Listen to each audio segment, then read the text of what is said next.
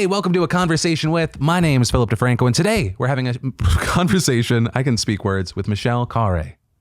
Hello. Hello.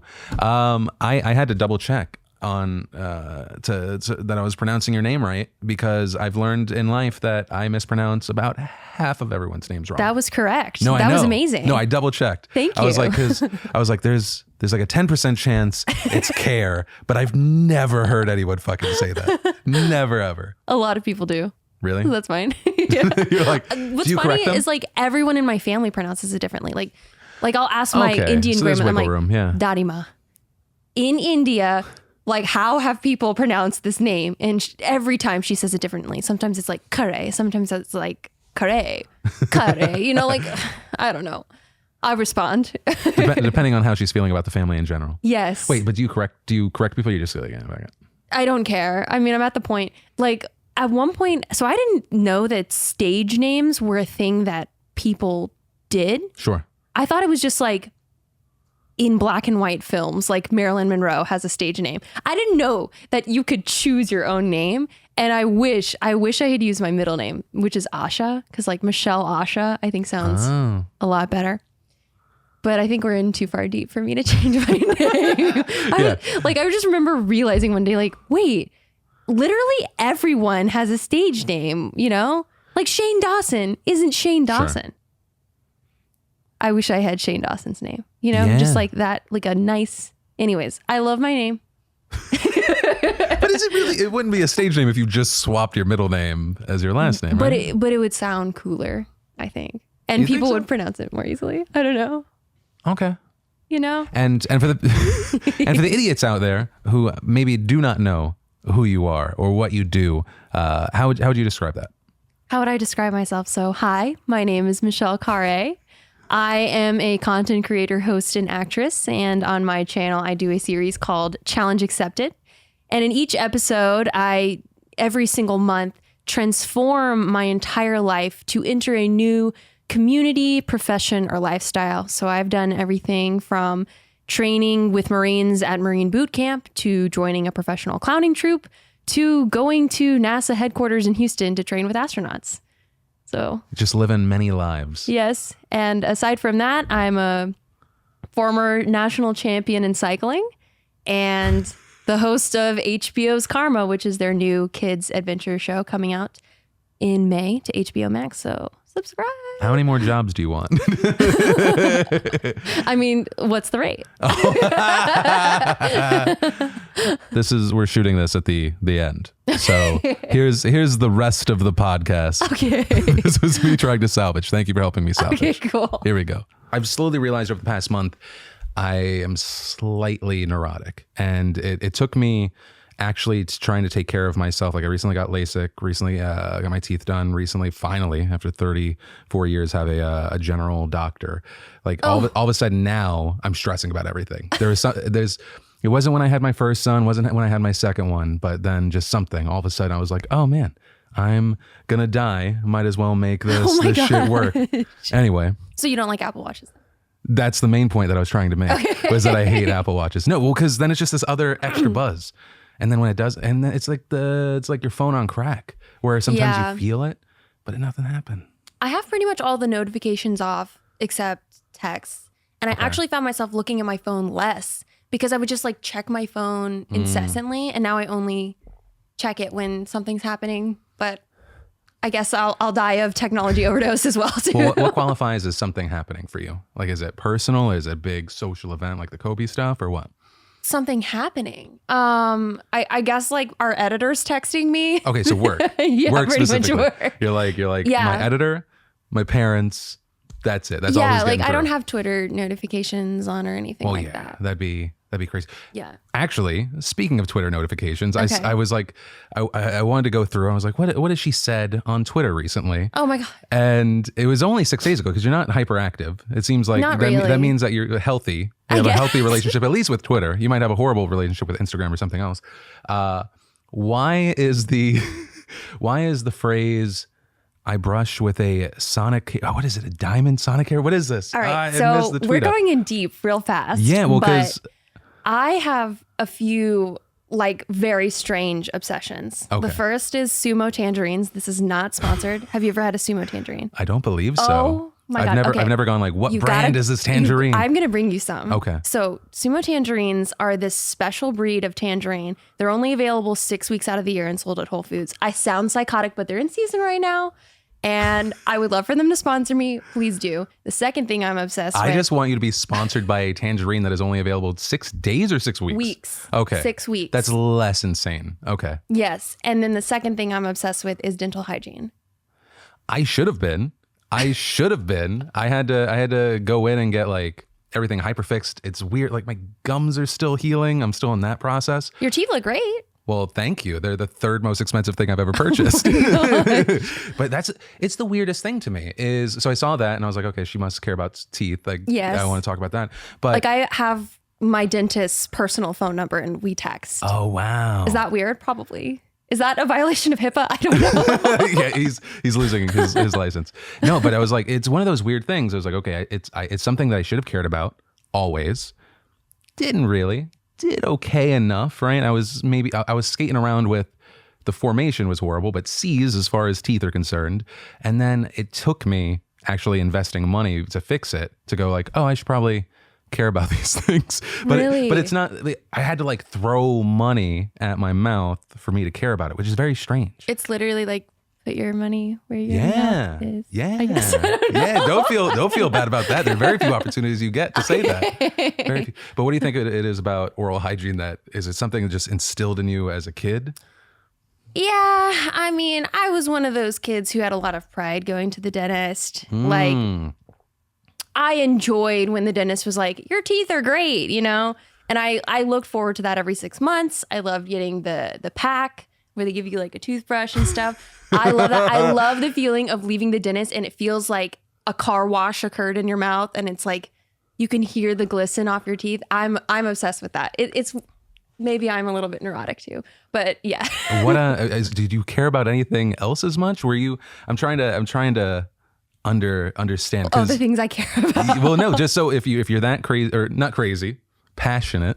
Crazy's fine. Crazy's fine.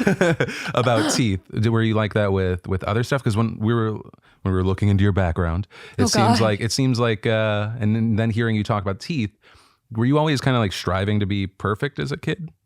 Because you had really good grades.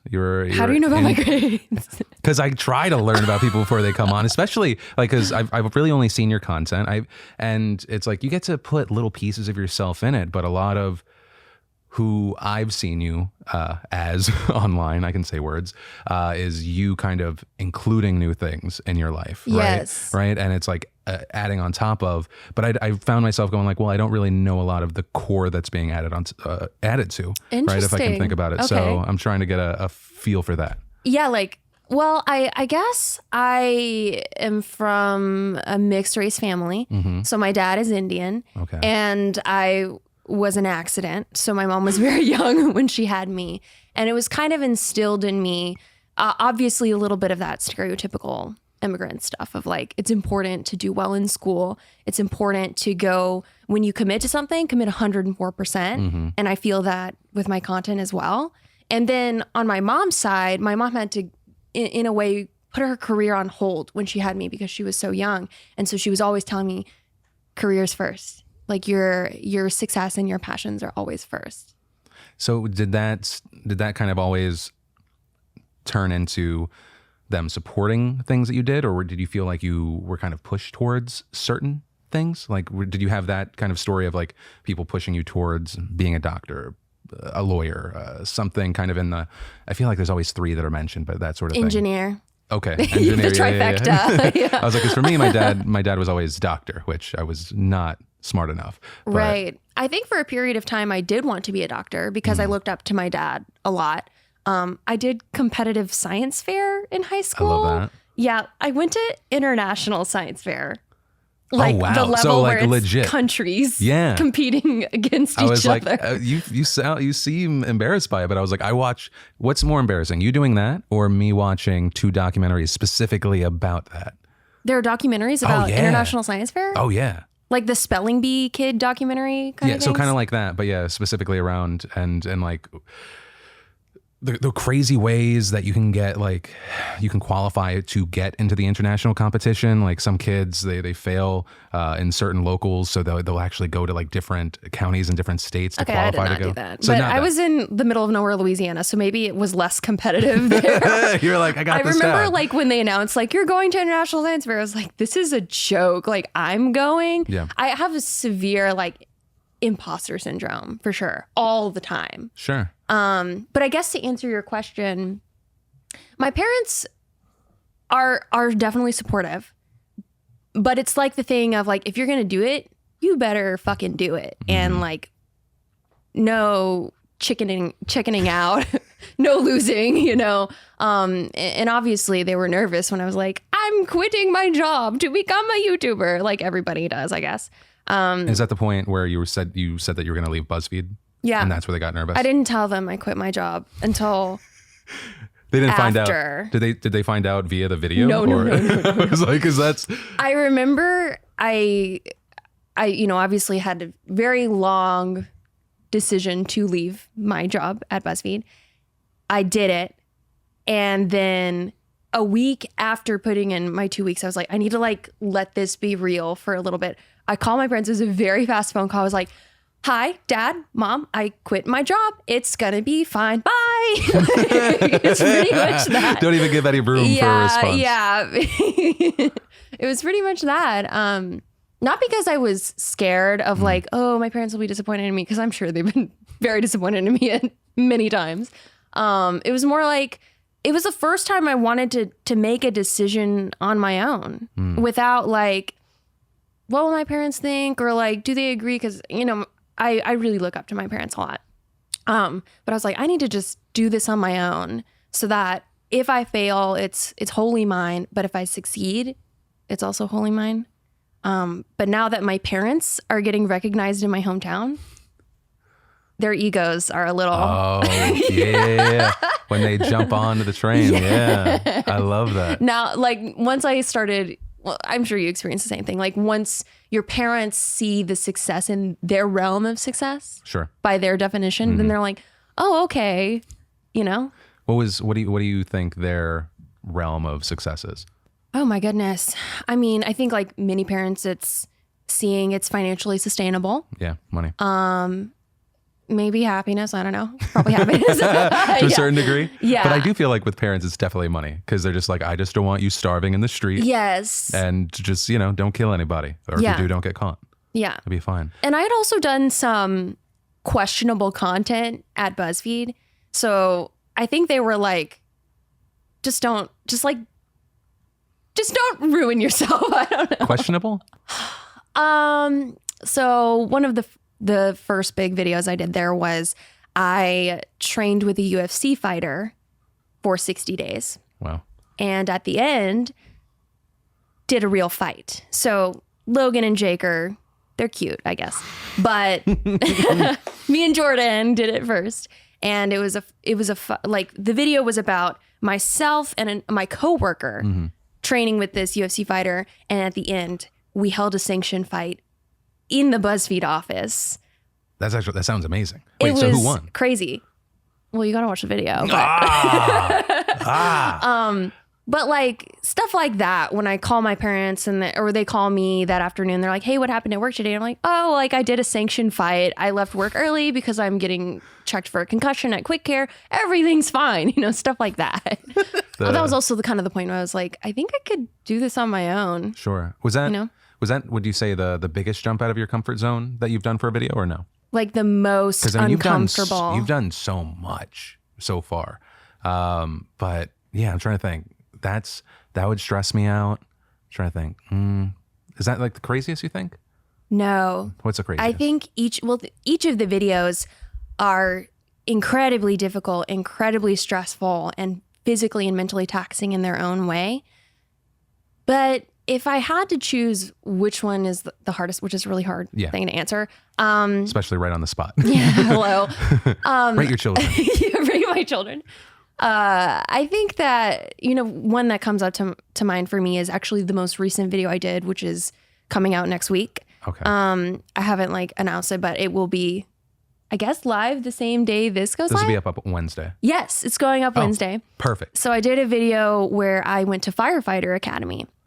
Oh, and wow. Yeah. that was crazy because at the end of the video, I go in a burning building.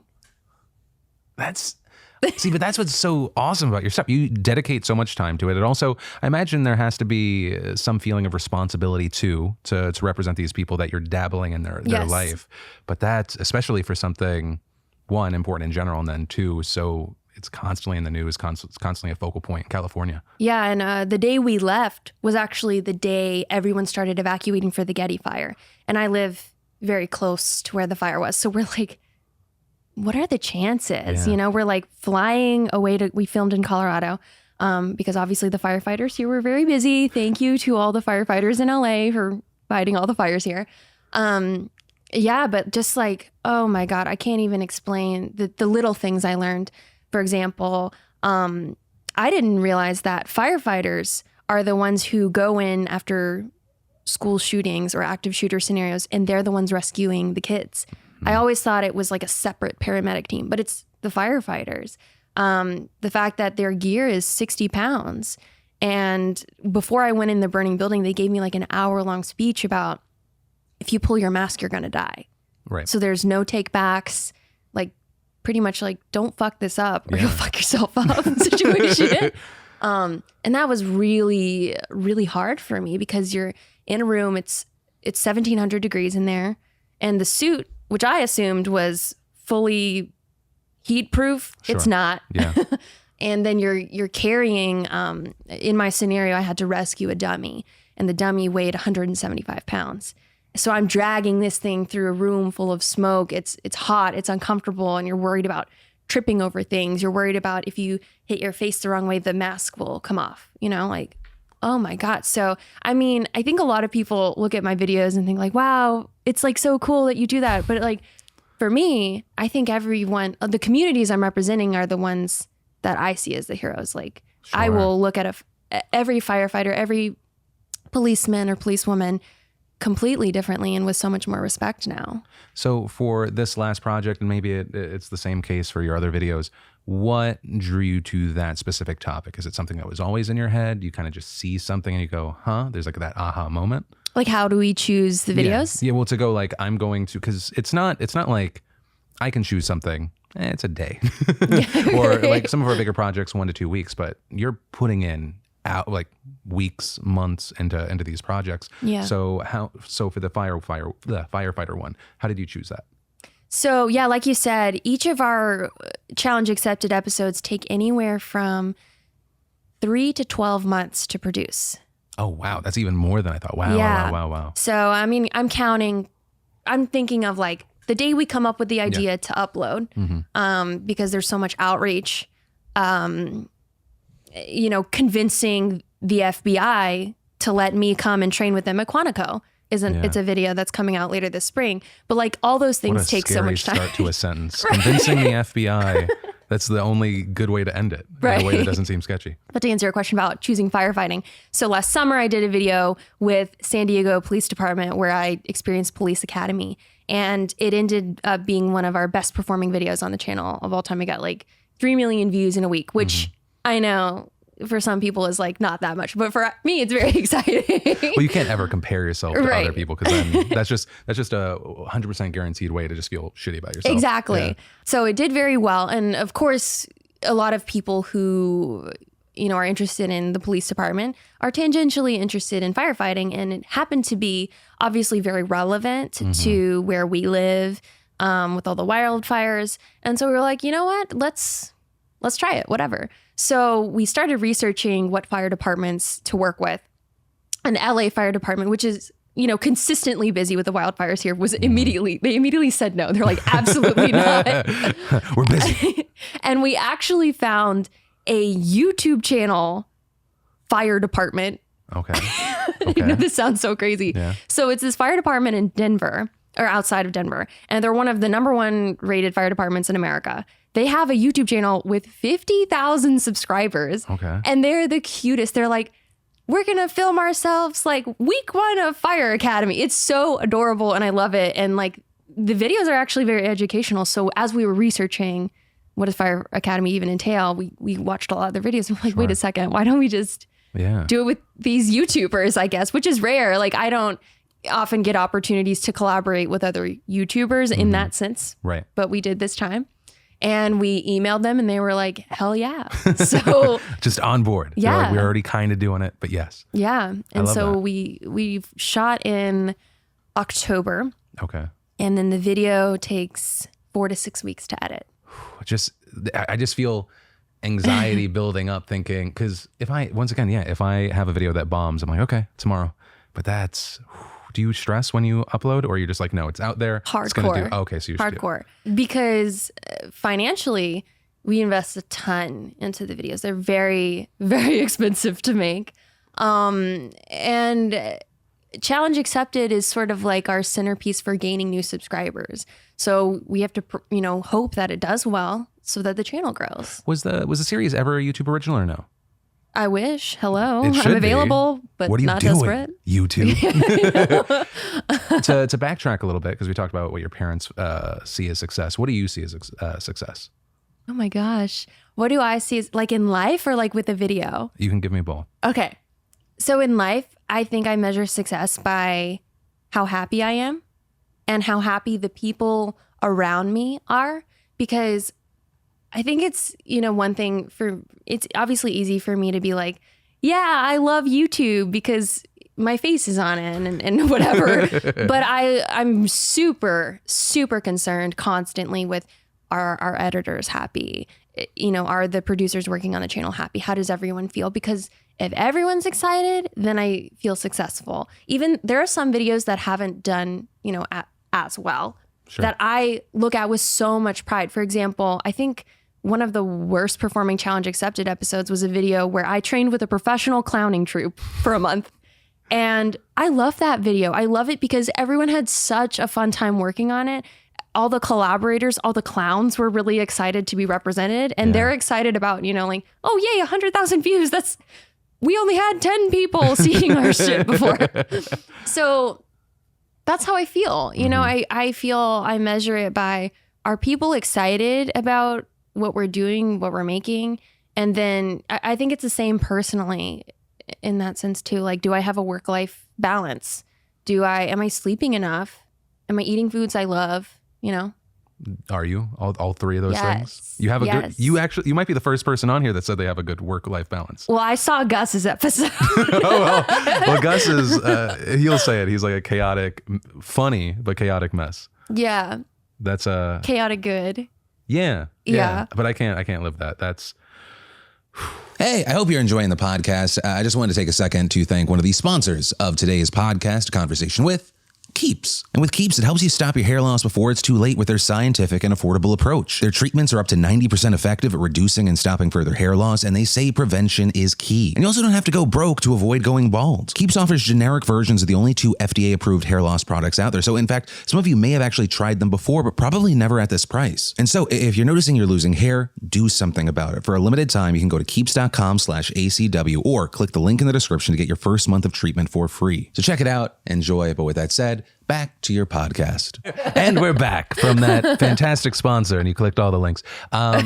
So one of the things I want to talk about, and because I oftentimes talk about the past a lot, but I think kind of one of the things that's exciting with you is that you're kind of this next batch that you're doing stuff on YouTube, right? You're definitely embracing and thriving on social platforms, but you're also now you have a show on HBO Max. Are you producing it? Are you hosting it? What all is that? So for season 1, I'm just the host. Sure. Like I went to a casting call and oh, wow. they hired me. So I know Laura DIY. She like executive produced and pitched her own show, which is so cool. I was just lucky enough to, I don't know, I guess get offered the job after an audition. Basically so for me, YouTube I see as just one avenue of business revenue, as you do as well. And I think some people are like, I want a YouTube fame thing so that I can jump off and be on a TV show and whatever. For me, I want to do everything. We'll see how this goes. So yeah, I audition regularly for hosting and acting jobs. And this is one that came through. And I went and I did the audition. I loved it and I got the job. Karma is going to be the new kids adventure show on HBO Max, and it's a survival show. Interesting. So yes, imagine 18 teenagers in the wilderness doing physical and mental games and challenges, competing for $50,000, which is a lot of money when you're 13. Yeah. Yeah. So it follows a lot of the structure of a lot of the, those kind of like experimental reality shows. But I basically commentate on all the challenges. I'm there guiding and counseling them when they fight with each other and stuff. But it was an amazing experience. I mean, the things these kids did were insane. What's the age range? The age range, I think the youngest was 12 and the oldest was 15. So they're very young. Okay. And so when you say survival, Yeah. or did you, maybe I'm saying survival. It's survival. So they have to like stay at a place for Yeah. for how long? Well, if they last the whole time, it ends up being a month about. And for many of these Wow. kids, it's the first time they're away from their family for an extended period Yeah. of time. So we shot in kind of near Yosemite for season 1. And they live in these tents in the wilderness. So wait, like, are their parents there? No or parents. That, So the this parents, sounds like amazing. I didn't even know you would be able to legally do something like that with like child Yeah. labor laws. That's awesome. So there was another show in like the early 2000s called Endurance, which was on Discovery Kids. And I grew up watching that show. Loved it. The host and producer of that show EP'd this. So getting to meet him and work with him as like one of my hosting idols was like, I was like, my hands were sweating a lot of the time. But yeah, I love the experience because I don't really interface with kids a lot in general. And that was really educational. I also just love and appreciate the hosting art form to a way bigger level, as well as guidance counseling. Because I'm not a counselor, but a lot of times, like, with these like campfire sessions, they're dealing with a lot. They're under a lot of pressure. A lot of them, they had never been away from a phone. Oh, wow. For an extended I've period of never time. even thought. Yeah, that has to be they've so never been alien away for them. from the internet. They've never been away from their families. And the parents are actually like staying in a hotel an hour away. So they know like mom and dad are nearby. There's an emergency lever. Yeah. Yeah. But if they use the emergency lever, they can't come back. Sure. Yeah. Yeah. Yeah. God, that sounds awesome. It was, I would have loved to do something like that as a kid. amazing. Because like I grew up, like I love reality stuff. I love Survivor, Endurance, Amazing Race, all those things. And then to get to host that, oh my God. If there was amazing. if you could be a contestant on a reality show, what do you think it would be? Would it be Survivor? I actually don't know about Survivor because I feel like I would do well in the physical part, but the social game stuff, now that we're like 40 seasons in, side note, I'm really excited about season 40, the all winners season. It's going to be great. After seeing Sandra win twice, come on, y'all. If Sandra won twice, how am I supposed to win? So that's my niche answer to that. But Okay.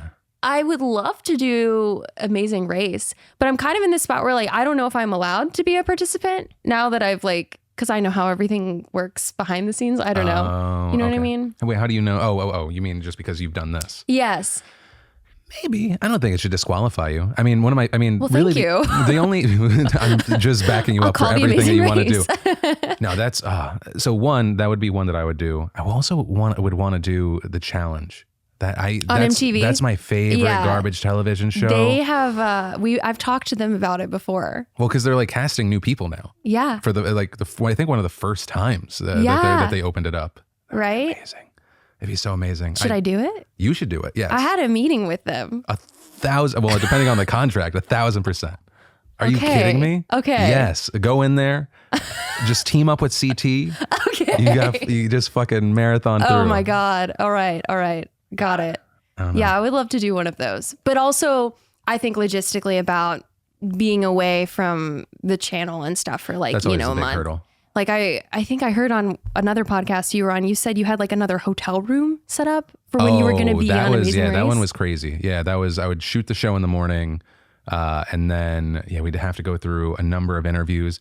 I'll always feel sad a little bit I'm thankful that I didn't get through on that show because as I've said in past podcasts, I think my wife and I probably would not survive that experience or it could bring us closer, but probably it would just bring out the worst versions of ourselves just because everyone that I've talked to that's done the show, they're like, oh no, you're always running on zero sleep. They're all and you're being produced to a certain extent and with no sleep. Oh my God. Hungry? I need everything to be 90% for me not to be the worst version of myself. Yeah. So no. Yeah. And I felt so bad because like all the kids are sleeping in a tent. I worked 3 or 4 hours a day. You're in a I'm suite. in full hair and makeup, living, I had a trailer on set in addition to my own private cabin. They were very kind to me. So aside from hosting shows and kind of the series that you're working on now, what do you want to do in the next few years? What I would be the big thing I would love to do is be on an action show. So the reason I do all of these challenges is because originally I had some opportunities to do stunt work and I just wanted to expand my resume. So then I started just learning everything and hoping that, if there's ever an ice skating TV show, I'll have a leg up because I've trained with an Olympic figure skater for 2 months. Sure. Yeah. There is one on Netflix. I'm available. So yeah, that's because I grew up primarily doing theater and acting in addition to science fair, I guess. And I love training for something. I love just immersing my whole body, mind, and spirit into something. And I like doing that with acting a lot too. Some people, for them, discovering the characters, writing their backstory. For me, I'm like, how's this character physically set? Where do they breathe from? Where do they live? Being in a Marvel show and getting to train for a scene, a fight scene would be. Yeah. So that's the next one. If there was another rung on the ladder, that would be I would grasp that lung and promptly retire. I mean, the MCU is going to exist for that. It's going to keep going on for what, 40 more years? Yes, I would love that. Plenty of opportunities. I would love that. Or, I'm fine with DC too. That's fine. Marvel's cool. DC's fine. I'm not picky. Yeah, that's a big one for me, non-YouTube. Another one for me is I would love to have an athletic wear fitness line. Mm-hmm. More specialized merchandise would be a really big one for me. Yeah, I feel like those are the main ones. And then just hosting a ton, and expanding my business as much as possible and being happy and buying a house and, all those things. Kids, And I'd love to do a podcast as well. I feel like I just haven't yet, but I think I want to do one. You might have been doing one you didn't realize. Yeah, maybe. Well, what is it about podcasting that stands out to you? Because some of the things that you talked about, is it kind of business moves? You're that makes sense. Athletic wear, is there something missing from it that you think is you can provide this is a differentiator, or it's an economic way that your fans can support you? Right? I honestly just want to be able to just hang out and chat for an hour and upload it, because for the podcast, yeah, because I feel that on my channel, what's a blessing and a curse is that I found this niche of the genre is videos no one else is crazy enough to do. And that's amazing that it works and has been successful and financially sustainable, but also it means they take a long time to do. And I feel we were talking earlier about seeking perfection. I definitely feel that with Challenge Accepted. I'm very involved and surgical on every bite, every scene that's captured in these 30-minute episodes. And I'd love to have a podcast where we can just be a bit more of myself, I guess. Sure. And have more longer conversations with the people we feature in the episodes, interviewing a firefighter who's fought the LA wildfires. I think it'd be really cool. Mm-hmm. Yeah. Do you feel there's a hard separation there for business and personal? Because whenever I used to do offshoots, it would be something like streaming, let's say streaming gameplay. And I was well, it's this thing that I already do, right? This thing that I think would be fun. But then once it becomes part of your job, it kind of like takes away some of the joy of it. Has there been a moment like that for you where you're like, I need to keep doing this? It doesn't feel like an escape anymore. Like maybe for you, it might be fitness. Would that be accurate? Do you feel like fitness is still an escape for you? Yeah. Yeah. Well, I was a professional athlete before YouTube. I was a professional cyclist, and I just, I mean, I love it so much. And I think the part where it's like difficult to separate work and life is because all the things I'm interested in end up becoming a video. I haven't really felt the frustration of like, oh, this is a business for me now. Now I can't have it to myself. But I definitely know what you mean. And I think I felt a bit of that when I was at my job working on another YouTube channel, basically. Because there was so much other stuff going on. I felt like it wasn't fully what I wanted my content to be. And I guess I feel that, like, for example, other people have said to me, you know, you can do like shorter videos, easier videos, like just low hanging fruit and it'll probably perform well or whatever.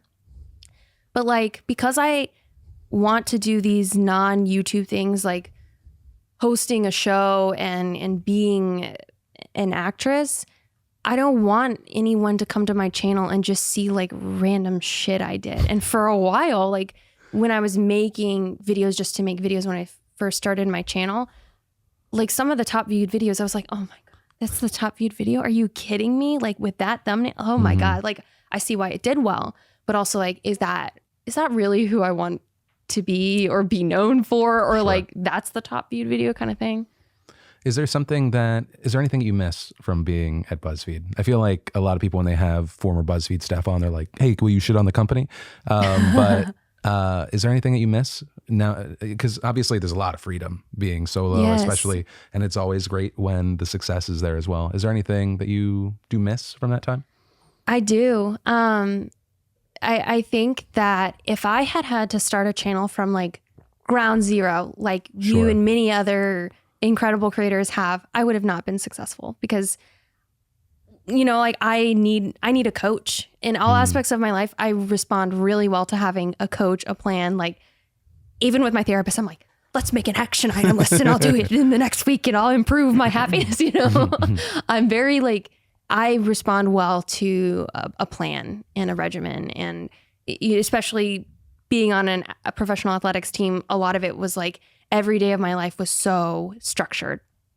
And I was so thankful to work at BuzzFeed because it gave me like a grad school situation for learning how to do YouTube, but I was paid to do it. I mean, they had classes on this is how you make a thumbnail. This is how you like mask things in Photoshop. And I didn't go to film school, so I didn't know how to do any of that. And getting to learn and fail without the traditional repercussions. I mean, obviously, if I failed too hard, they probably would have fired me. So that was really wonderful. And I miss like oh my God, this sounds so old school. Like the 2014 YouTube days, at least at BuzzFeed, because that was like right when it was like growing and really like the energy at work was amazing because you just felt like you were a part of a team where anything was possible. Like every week new people were being hired and we would have these like DeFranco would get to speak to us every Friday. It was like coming to see like a prophet speak. We'd be like, oh, what does Zay have to say to us this week? And Andrew Gauthier, who was like the head of video at one point, and they would just say the most like inspiring shit, like, guys, we're doing what no other company has done, and like we're gonna do it. You guys, this is gonna be awesome. And that shit works. Like I would work insane hours. So I mean, in a way, I miss that sense of like early camaraderie, but I don't like I wouldn't go back because I don't think it is like that anymore. I mean, that's why I left, or one of the reasons why. But I do miss those early days of like anything was possible kind of thing, you know? Yeah, no, I mean, it's definitely, which I still think it is. I feel that way on my channel for sure. You feel like anything is possible. Yeah. I mean, I'm like, why did it succeed for me? Okay. I guess anything's possible. But you don't feel like now that you've hit a certain point, right? Obviously, in no way is it your peak or anything like that. But I hope not. No, yeah, exactly. We'll find out. We never know. What scandal will I be in? Oh my God. No, don't give me a reason ever. My nightmare is to be a part of your show as like and now we have this weird news to talk about. Oh no, it's gonna be a bad day. A bad day. I hate, I mean, it helps the show, but I hate having to talk about it because it's a little bit like shitting where you eat. It's with covering, news in our space. But I think you do it in a way that's very, here are the facts. In my opinion. I mean, it's not like no. You know. When you're talking about older days, I was like, oh yeah, I remember like moments of camaraderie, and then I also remember who I was 8 years ago, and I was definitely more like go for your throat sort of person. In that way, when we were talking before about, or when I was just kind of like randomly blurting, like I feel like my children have kind of like softened me. Yeah. I feel like that's part of it, but it's also kind of connected to another thing you said of. Now there's people looking at me and going like, wait, who's Trey DeFranco's dad? And then and all of a sudden my videos will pop up and it's like, this is a representation. So it's this weird thing. I just did a responsibility. Yeah. I just did this weird thing. So we're touring schools, it's such a weird LA thing. No, it's not fun. It's really weird. I thought I was done. With kids? Yeah. So with like my son. So, because he's now like trying to, he's gonna go to a kindergarten, and we're trying to figure out which school makes sense. There are a bunch of different. Oh my God! I thought area. You meant like the PDS is touring school. No. Like you're speaking to kids. Sorry. No. Okay, I get what's going on now. Yeah. No, and it's so weird because I thought like I was done 15 years ago trying to get people to accept me, and now I'm in there trying to be the best version of myself. Often genuinely excited, but yeah, we went in yesterday to an interview, and they had a 3-page packet and photos of me that we definitely did not send them in their file, and I was just kind of horrified. I was like, what is in there? God. Which specific Google search did they put in to find my name? But so that's like kind of that weird thing of I never really cared what people thought about me, but all of a sudden now it has this impact on my kids. It's weird. Yeah. I don't know. This is like I'm giving it 3 more years and then I'm back to not caring whatsoever. Great. Being the worst version of myself. That. Oh. And the LA schools are like competitive. Yes, that's what I've learned. There's like some weirdness, like every now and then you'll talk to other parents and they like brag based off of where their kid is. And then they like put their kids in certain schools so that it can be kind of like an accolade. It's so odd. Not all parents like that. I've met so many new people that are fantastic, and maybe they're watching right now. But it's definitely, I used to think that the online creator community was kind of like the weirdest place. This takes it hands down. School admissions. Yeah. Well, because I can talk to it's also because I can talk to a YouTuber for hours, especially if like we start getting into the nitty gritty, like algorithm stuff, like the way things are trending this way, like what's going to happen regarding like other platforms. But the moment someone's like, oh yeah, I am a producer, or I work in accounting, I blank. I have zero idea what to talk about with that person. It kills me. And so what I find myself doing is just go and mirroring and just being like, just repeating the last thing they said. But you're a producer too, and you deal with accounting, like. But that's the thing is I still have when someone asks me what I do, I still have to take like 10 seconds to go, what am I going to say? And I go, oh, I host a news show. And then that always kind of goes and like spirals into, oh yeah, it's the internet. It's this thing. I was talking about getting my teeth done. Like going into these doctor's offices, I try to not I'm like in my head nervous that they're going to search and then treat me differently because maybe they didn't like something that I said. Oh my God. But that's also where I'm talking about. I feel like I'm realizing I'm a little bit neurotic, and all it took was me actually being around people again to go, oh, I'm crazy. Wow. That's a lot of pressure. I think that's part of the issue, is that I think I just add pressure to situations for no reason. Like it's just part of my lovely self-sabotage. I think you have a reason though. I mean, you like, think so? Yeah, I think everyone has a reason why they put pressure. I mean, like the deep-seated childhood trauma reason, like I think for me, like that striving for perfection thing, maybe accidentally onset by my parents. And like, I've heard this saying that like boys are taught to play and girls are taught to be perfect, which I was like, whoa, It's very heavy. that made me start sweating. Yeah. You don't think you have a reason? For stressing out that way? Yeah.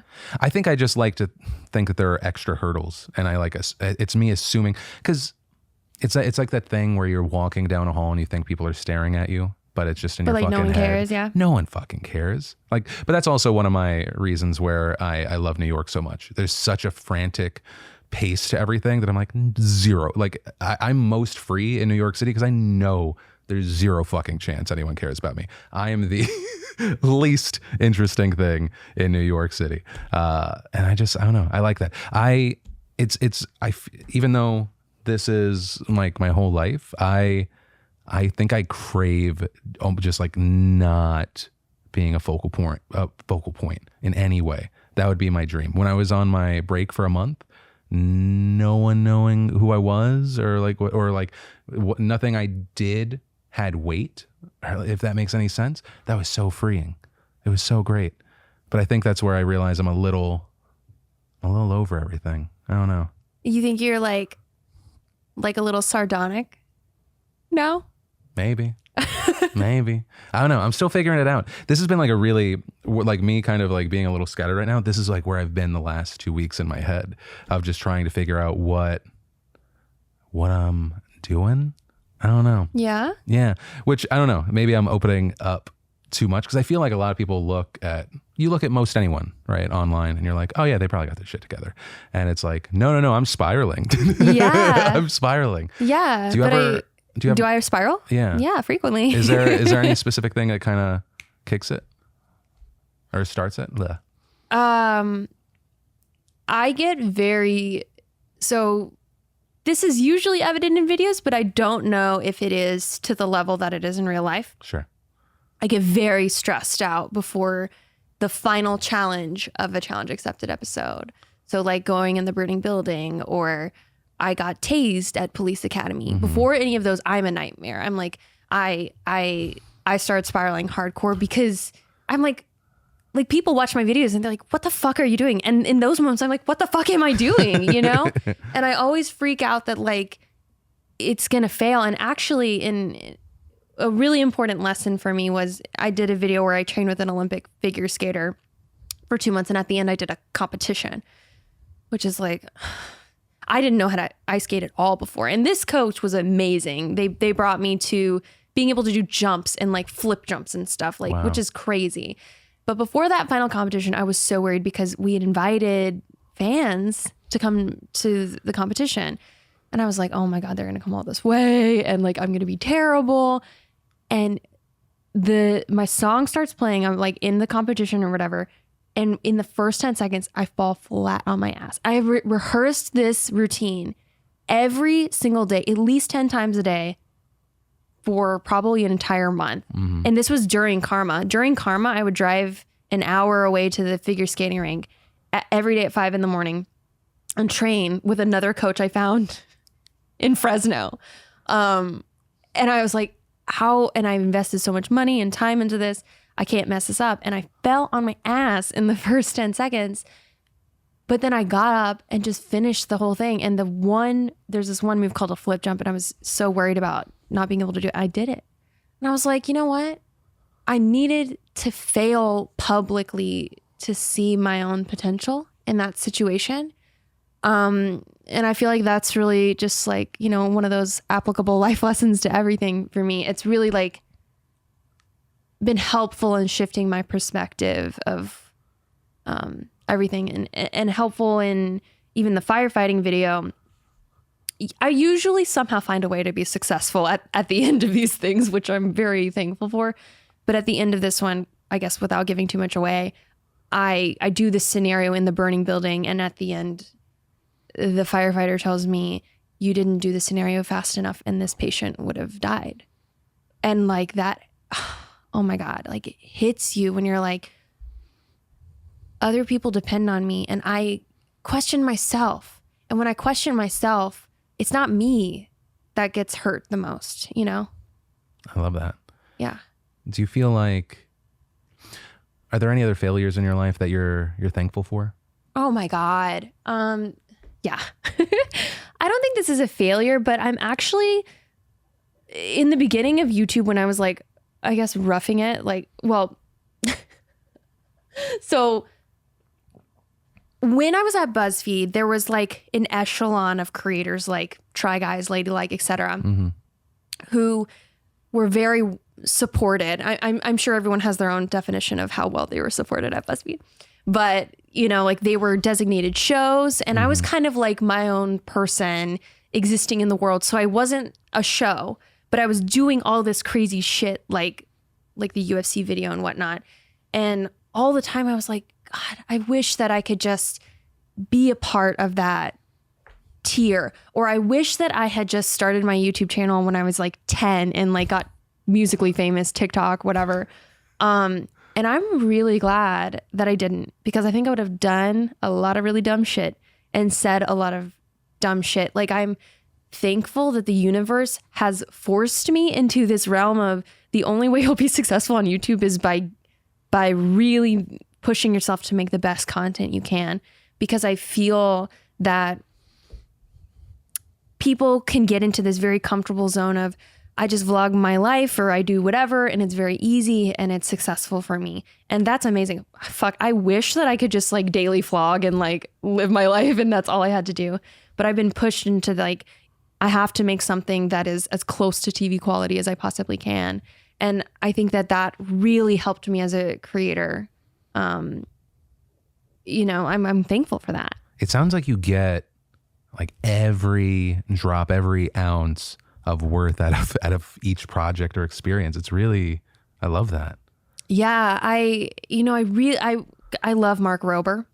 And in one of his Reddit AMAs, which I ravenously read, he was talking about how he uploads only once a month and how he probably won't increase his output.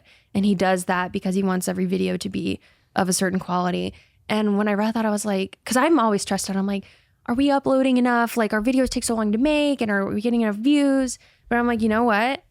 Fuck it. We're not going to upload it all in January, and we're going to have 3 baller videos come out in February. So I love that idea of like everything I release, I'm like, that was my whole heart, you know? I subscribe to, I would call it like a toxic version of Zay Frank's old policy regarding, I mean, you talked about brain crack, right? Brain Are you crack? familiar? Yeah, where he talked about like ideas are essentially brain crack. Where, where he was like, just do it, just get it out, do it. And then, especially with what we do, it's like we can try and do a better version of it, but I take it to a bad place of just like, and I'm never going to return to that sort of video or topic. Like you again. let it go. Yeah. But that's also healthy too. Like at BuzzFeed, it was great because we would have these days called banger days. That sounds really weird. It was basically like the concept of the day was like drop everything and you have 12 hours to make a video from start to finish. And some of the most viral shit would come out of that day with people just like, what can we do? And I believe in that so hardcore. And I see a lot of value in that. And some of the best performing videos on the channel were like things we shot in a day. But also I feel like after being at BuzzFeed for 2.5 years and having that like constant thing kind of like wrung out of me. Wrong word. Hey, every ounce in a different way. Yeah. Yeah. I'm happy now that I'm kind of in this place of like, I can like birth each video in a way. Sure. No, I think when I talk to a lot of creators, it's extreme pendulum swings, right? So when you're talking about like the constant 12-hour cycle, or that's, you can get really creative, weird ideas because your brain's like, what? Why are these words together? Yes, we're going to do vegan dancing. Sure. That's a video apparently now. Whereas all of a sudden now it gives you a greater appreciation for this just completely different skill set of like, well, what if I took that several months? But that seems like, would you say that you're way happier doing the longer form thing? Yes. Yeah. Then would you ever dabble with, if you called it a challenge of some sort, to a like 24-hour challenge? Yeah, we've done a couple that were wonderful. I did one where I lived off one single bucket of water for 24 hours. And that was to simulate the amount of water one family in a sub-Saharan African village lives off of in a day. So I was responsible for carrying this bucket of water to all my meetings, to the gym without dropping it, contaminating it, like finding a way to transport it in the car, bathing in it, washing my dishes. Mm-hmm. And we used it as a really cool way to fundraise for a charity, and we're building 2 wells in Africa now. Oh, wow. So I love that. Like, I love the shorter challenges. I think there's so much that can be done there for sure. But just for a quick change up. That's not you moving forward. I mean, I will always go where a good idea is. Sure. But my heart is in like really diving in. And for me, the videos aren't just like, I'm going to change what I eat and drink and train like for a month. For me, it's like, I want to be a part of this community. I want to know everything about it. When we go train, hello. It's back. Hello. Is this the bug that I think Gus had? I think this is a smaller one, but they're friends. Yeah. So like when we go to the police academy, I want to talk to police officers about how they feel about Black Lives Matter. And I'm not going to do this video with anyone until someone says yes. You know, I want to know all like the social issues. I'm so curious about the emotional heart of why things are the way they are, not just the process or the training. How do you, because you seem like someone that, like, once again, you talk about like fully throwing yourself into something. How do you deal with, or do you deal with, the daily news cycle? I watched the Philip DeFranco show. Oh. I'm not even kidding. Like, no, so Garrett can back me up. I put it on in my car and I like have it play through my Bluetooth. It works as a great podcast. Yes, yeah, I love it. But do you consume it in another way, or is that, I think I've talked about this with like on our special phone number. Is it kind of like your shot of poison for the day, or are you actively, to some degree, on like a Twitter or somewhere else where you're getting bombarded? I know you have notifications off, which is good. I have notifications for the news apps, and it's a nightmare. No. You're like, this thing's on fire. Yeah. But yeah, I mean, how do I consume news? So when I worked at Buzzfeed, we were kind of sort of in the same vicinity as the like news trending topics team. So we would just hear about it like on our group Slack. Do people use that still? Slack, okay, yeah. Great. I mean, a lot of people probably don't, but yeah. So Slack is like the work version of iMessage, I guess. Yeah. With a great GIF keyboard. Yes. Yeah. So I would find out just like being a part of that environment, which is something I do miss. Now I feel like I watch your show and I open Twitter. That's pretty much it. I mean, like, where else do I need to go, you know? I mean, there are other places, but that's like, that's where I get some of my, when I talk about like spiraling and stuff, that's where I end up getting reattached to everything, is when getting messages of like, you're my main source of news. And I'm like, well, fuck, I can't do a bad job. Right. That makes me care. But you do a great job every time. Oh, no. Well, so when you were talking about like, I want it to be of a certain quality, there was a video, so this is on Wednesday, last week. I almost scrapped the entire video because I was like, this is not going to be good enough. But then, why did you feel it wasn't good enough? Part of the research process that day on those stories, the why wasn't included. A big thing that I try and talk about with my team is like, why are we talking about this? Is it just because other people are talking about it? What is the angle, right? There has to be some reason other than like keeping people up to date. So what's the impact of something? And that video at that point really didn't have it. It was kind of just like, stuff happened, and if you didn't look at Twitter, now you know. And I kind of got frustrated with it. It was kind of like noon, and I was thinking, what's the bigger failure? Is it putting out a show that I would personally deem a C-, but people got it and they got to kind of feel like they were more connected to the world or had an understanding of several things that had happened, or just cutting it and going like, oh, it's not good enough? And I feel like I'm more on the side of, let's just let's post it. We'll try to do the best version, salvage it, but everything can't be an A. And yeah. And I mean, that's also very true. Yeah. And a great benefit of YouTube. Like, you just put it up and then. But I think that's why when we were talking earlier, like your model stresses me. it stresses me out too. I mean, it ends up putting a ton of pressure on us, but then we've done things where it's like, let's just make a video to make a video. And then it ends up not doing well. We still spent the money having our editor work on it. still spent the time and resources of our own personal energy to do it. And then we're like, we could have just put it towards this other bigger project. But I respect both angles for sure. Yeah. No, there's and so if many it different helps ways keep of doing your business. community happy and satisfied, Yeah. Because you have a different situation. You got people like knocking on your door every day. Like, tell me what's going on in the world. Yeah. And I think the show has also evolved with more people going like, okay, yeah, just give us the news. I know that if I do something without any face value, right, that video will probably do like 600, 700,000, depending on the day, right? If we kind of get swept, because most of the time we get damaged with in the algorithm because we're talking about violence, crimes that are happening to like minors or someone in a protected class, stuff like that damages the video. So we always have to do that balance of like, and did you see this thing that happened with Robert Downey Jr.? It's crazy. They're saying he's racist for this thing that happened 15 years ago. Let's talk about that. So it's like always this weird balance, but I've tried more and more throughout the years to now go like, what are the serious stories? Like I get the most excited when we were on vacation and at like a VR thing, someone came over and like thanked me for talking about a situation in Iran. Like I was like, oh my God. And saying like, oh, my family's over there. And like a lot of this stuff doesn't get represented, and feeling that makes me have a good feeling in the world. But I only get to experience it when I'm actually on vacation, because otherwise I'm in this fucking room. And I'm just like, yeah, those people probably exist. That appreciate your work? Yeah.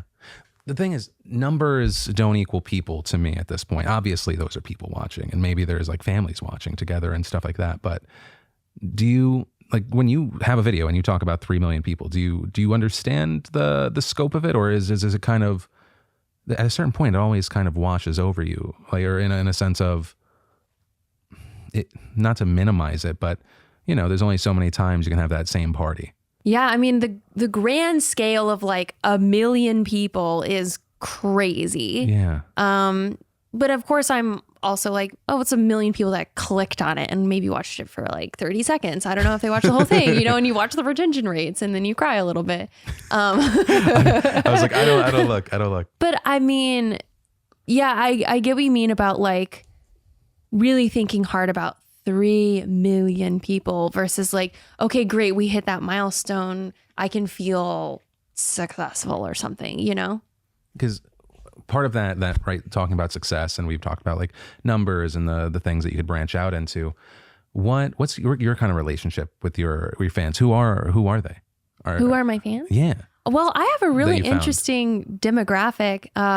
It's a little older. It's like primarily women 18 to 24, but then extends all the way to 35. So sometimes when we do fan stuff, we'll have like teens show up, but then there will be like moms or like like middle-aged women who are like, I think at VidCon, an elderly woman approached me and was like, I loved your That's always Marine great. video. I mean, I like that. I think the people who comment on our videos are highly intelligent, which is rare and awesome and very kind. And attentive to the ways in which we try to go above and beyond. So I feel like I have a really nice community. So thank you. Thank you guys. But connected to the success, do you think that it's more them, or it's more you've accomplished something, you've done something? Because I know that's something that you've talked about in the past, is feeling like a responsibility for bringing up conversations about representation, Yes. right? Both the conversation itself and actually doing it. In what ways do you feel like you accomplish that?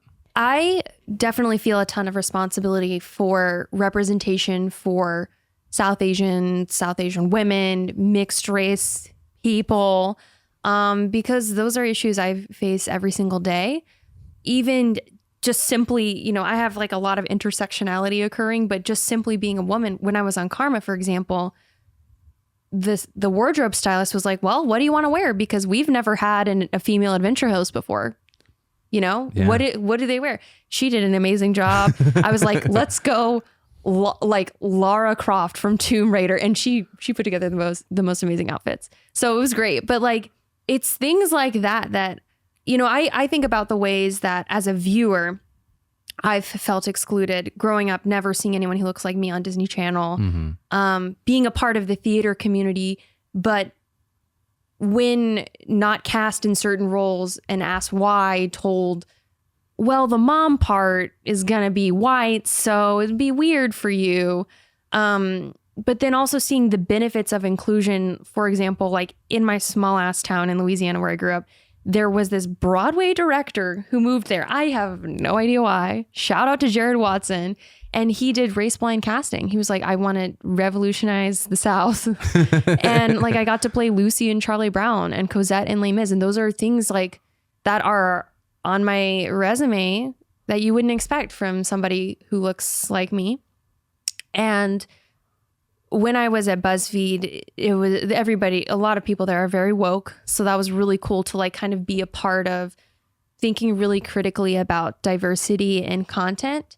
And now I just want every person who watches one of my videos to feel that they can do what they want to do. Mm-hmm. A lot of the videos seem like they come from a place of strength within me, and they're all stemmed in personal fears of mine, which is sort of connected to how we choose the videos. So it kind of follows the structure of like, I want to blank, but I'm not blank. So I want to be a firefighter, but I'm not strong enough. I want to be a runway model, but I'm not tall enough. So they all kind of like stem from that place for me. And like, I love being a woman of color. I love like having these parts of myself because I feel that I can just understand in a cool way lots of different social issues, but then also just like existing in the content is helpful to other viewers who may feel oppressed in different areas of the world. When you're talking about the colorblind casting, so for something like that, does everything aside from the casting stay the same in something like that in an ideal world? Is there, let's tweak this for further representation of something else, or does that kind of like change the piece too much? Like when our high school had colorblind casting? Yeah. So in that case, everything stayed the same, and the people who he felt were best suited for the roles were given those roles. Sure. And people loved the shows. I mean, they were put on by a Broadway director, so they were really well done. We won lots of competitions.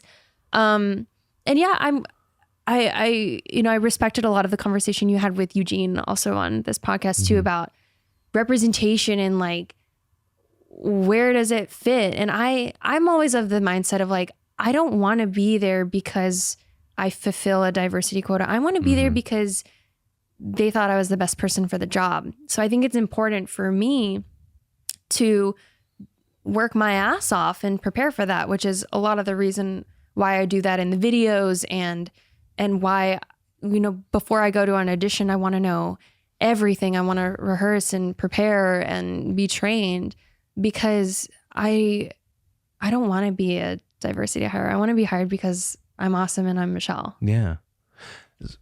It's a little parallel to it. But kind of speaking on that point, I'm interested. What are your thoughts around kind of when people get angry that someone isn't the thing that they're representing in the movie? So not like Scarlett Johansson. No.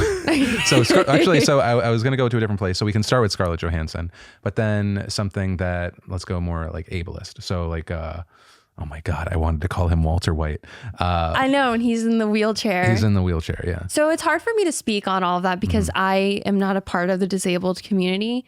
But I mean, I definitely feel uncomfortable, like Mike Myers playing a guru. I'm getting all these facts wrong.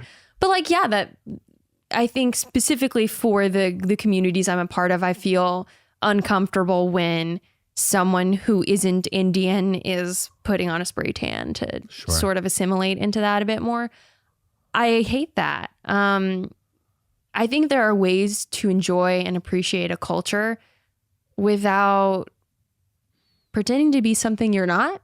Like, I would feel really uncomfortable if a white person played an Indian person in a movie or a TV show. But I think that's a little more straightforward than like Walter White in a wheelchair. No, I think there's definitely levels, right? There's, you just straight up representing something different, right? Going Ashton Kutcher in that one commercial. That was it, Pop Chips, Amanda, do you remember? This is like 8 years ago. don't The only even reason it remember stands that. out is I like met him a little after that. Yeah. Right. Or Scarlett. Or no, the Scarlett Johansson one though is slightly different, right? It was that they changed something I think she in the was story. supposed to be Asian in Or it was Ghost in like- a Shell. And then Emma Stone was supposed to be Asian in Well, Aloha. Yeah. Oh, good old Aloha. Yeah. And it's such a hard issue because of course, like if Walter White, Bryan Cranston. Thank you. Bryan Jesus. Cranston. I was blanking. I would have just kept calling him Walter White. If Bryan Cranston hadn't been in the film, would it have done as well? And would it have brought awareness to the disabled community in the way it may have? I don't know. But should he be doing that? I also don't know. I feel like for me, whenever I'm questioning that kind of thing, I look to the community for how they feel because they understand way better than I do. Sure. And if it just feels weird, it's probably not okay, you know? But I feel like everyone good lives. metric. I feel like we live at this weird time where a lot of people are just like feel weird to the point of like sometimes I feel like there are a number of people that feel like the pendulum has swung so much that it's wild out there on Twitter. well, it's also important to remember that Twitter is a fantastic representation of the real world. It's also like an example of just the voice in our head that used to just stay there, now just for a lot of people just being free. Yeah. For better and worse. I think I've definitely limited my career thanks to Twitter. So Yeah. So I try to stay away from it now. Hey, I hope you're enjoying the podcast. I wanted to take a second to thank a sponsor of today's episode, Raycon. And in case you need a refresher, Raycon is an awesome company that was founded because they were sick of premium audio being so expensive. So along with a bunch of audio engineers and music industry people, they developed Raycon's line of awesome wireless headphones and earbuds. And their latest model, the E25, is definitely my favorite. With 6 hours of playtime, seamless Bluetooth pairing, more bass, and a more compact design that gives you a nice noise-isolating fit, it's really just a bonus that they're stylish and come in some new fun colors. And in addition to them being stylish, comfortable, they sound amazing. One of the most important things to me is that they're really minimal in design. They're one of the only wireless headphones that fit under my helmet when I wear it because my wife guilts me because she doesn't want me to quote unquote die. So they're absolutely perfect for my commute. And so the question for you becomes, what are you waiting for? Raycon earbuds sound just as amazing as other premium audio brands, but start at about half the price. And so if you want to join me in owning a pair of your own, click the link in the description below to get 15% off your order. Also, another big shout out and thank you to a sponsor of today's episode, Drop. And Drop, if you don't know, is the fantastic and free app that's giving away millions in cash rewards for the spending you're already doing every day. You just link your debit or credit card to the app and start earning points when you shop at places like AMC, Best Buy, Expedia, Apple, even Uber and Lyft. Then you redeem your free gift cards to places like Starbucks, Amazon, a ton more. Right? Because it's not just a select few. Drop has you covered with over 300 brands, so you get rewarded where you want as quickly as possible. I also love and use the app myself because it works with purchases I make every day. A bulk of my points coming from my daily injection of caffeine a la Starbucks and or going to cool stuff thanks to SeatGeek. And also, as far as points go, you beautiful bastards have earned over 19 million points. And to make things even better, 100 of you beautiful bastards will be chosen at random to receive $5 to $25 worth of reward points. So just go download the app, add that card, use code ACW, and start earning today. So yeah, check it out, enjoy, earn. But with that said, let's go back to the podcast. What was the other thing that you wanted to touch on? The one other thing before the ad break that I think the one area that I struggle with, okay, I struggle with a lot of things, specifically as a woman of color, but I am mixed race. So I am in this weird position where, and I think Zendaya has talked about this as well, because she identifies as mixed race as well, where like I'll go out on auditions and it's like, the Indian girl with the accent who is dumb and hot, you know? And I'm like, my dad has an American accent. Mm-hmm. I wasn't super around Indian culture growing up, but I don't pass as white. So I'm in this weird spot of like, where do I even fit in with casting? And then also, if I go out on a role for like an Indian part, am I Indian enough? Like, am I enough of each? You know? It's really weird. So do you get, when you go in for things like that, do sometimes people tell you to fake an accent? Oh, I do. Oh, you do? I mean, like I present myself with an American accent and then in the scene, okay, go into an Indian accent. What does that feel like? It feels weird. Yeah. It feels weird because it's not my everyday truth, but that's part of acting, you know? Sure. And for me, like, even though it definitely feels weird, if I still feel connected to it, because like before I do an audition like that, I always call my grandmother and talk to her for an hour on the phone, and she corrects me, or like, or I'm like, do I sound right saying this?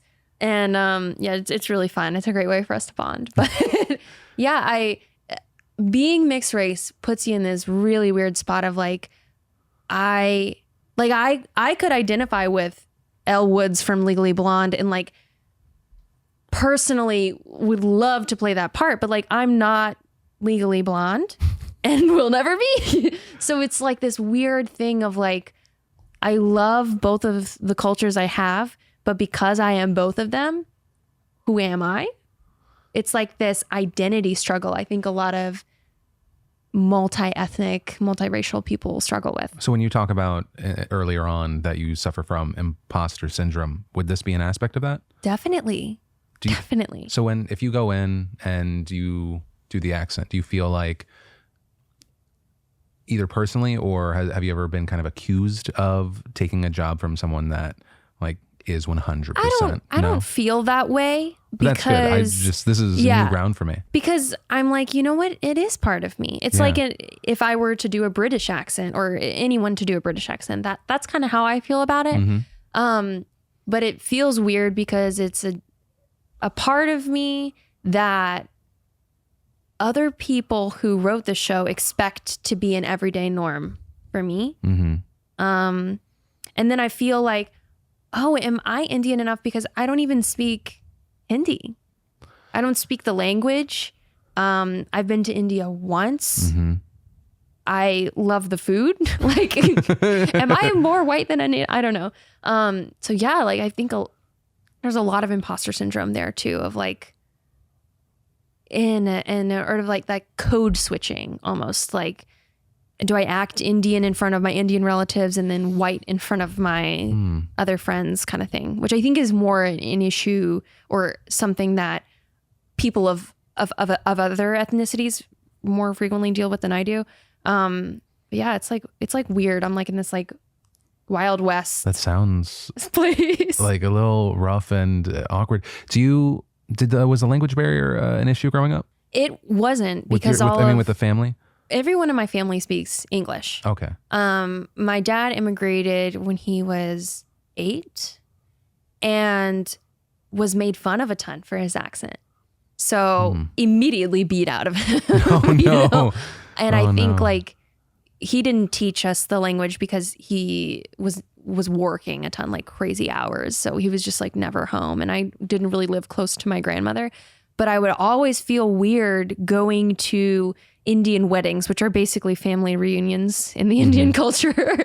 And everyone would speak the language and I would just be there kind of existing and relate more to like all the white in-laws or like people who married into the family who are just like, what's going on here? But then also look like everyone else. And like, it was hard for me to go to India and have so many people come up to me speaking Hindi and just be like, I don't speak Hindi, but you say it in Hindi. Sure. And then they're like, what? They're really confused. And then you feel, it's like a lot of imposter syndrome. When I went to India, there were other family members who don't speak English. And it was so fucking weird being in a room of all of these people who look like me. Sure. Like weird alternate universe versions of me, but we can't communicate. Like that was really weird. Yeah, that's... Whew. What's for you now that you're solo, or how big is your team? I guess kind of one. Okay. Well, so how okay, that's not quite. Yeah, that's the first part of the question. It's gonna be a build up because I have a tendency to ask 7 questions at the same time. You can ask all 7. I'll answer them. Okay, so my team is 3 editors, creative director, and we have 2 producers that are more freelance, swinging in and out depending on the project. Get this woman a YouTube original series. That's so much staff already. It is. It's expensive. Yeah, but it's also smart. Yeah, and then beyond that, business manager, agent, manager, acting manager, voiceover, hosting agent. Like, There's a There's whole a lot. wow. Do you what's the difference between a manager and an agent in your experience? So in my experience, my manager is the person that I can talk super openly and honestly about anything. Like how do I gut reaction feel to this opportunity? And my manager, Victoria, who's amazing, was one of the only managers who I met with and was like, I see what you're doing and it's like bigger than just YouTube, or I see what you want to do and I believe in you in all these other verticals. Whereas I feel that there are a lot of like YouTuber only managers or agents or whatever. And they were like, all right, let's go grow your channel and like we'll deal with everything else later. And Victoria was like, we're going to do this and we're going to grow your channel and we're going to do these other things and we're going to like put you on auditions for hosting and stuff. Yeah. So and then that's the cool. agent was just kind of, and we bring you stuff. Yes. Okay. But they're great too. Thank you. Keep the lights on. Oh God. I was like, cause that was always a thing that I like stayed away from. It always felt, rightly or wrongly, I was just always like, you're a bloodsucker. You're Really? just in for I your love percentage. mine, but maybe they have a good facade. I think it's because the first time I ever talked to an agent, it was God, years and years ago, and it was CAA was trying to bring me in, and I was just like, I don't believe a word of what you've said. Well, if you don't believe in it and you're like, I can do this on my own, then yeah. Yeah. But they were, when we were talking about schools and you thought that I was like taking the show on tour. Yeah. That was actually one of their things. They were like, you're going to go to schools. And I was like, I'm going to get fucking murdered at schools. Like I was like, have you seen why comedians don't go to fucking colleges anymore? I'll get murdered and I'm not that clever. Yeah. I don't have that like improv deal with it sort of background. Although you worked or you did improv for a little bit, yeah? Yeah, I graduated IO West and did UCB.